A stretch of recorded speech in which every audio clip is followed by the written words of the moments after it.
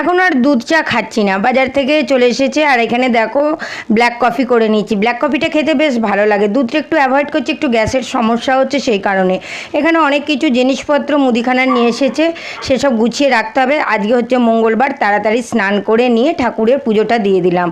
তো দেখো পুজো দেওয়া আমার কমপ্লিট হয়ে গেছে। আর এই যে কাঁঠাল এনেছে, ভেবেছিলাম ঠাকুরকে আজকে কাঁঠাল দেবো, তারপর বললো না, মাছ মাংসের সাথে কাঁঠাল এনেছি, এই কাঁঠাল ঠাকুরকে দিস না, একদিন ফ্রেশভাবে এনে দেবো সেই দিন দিস।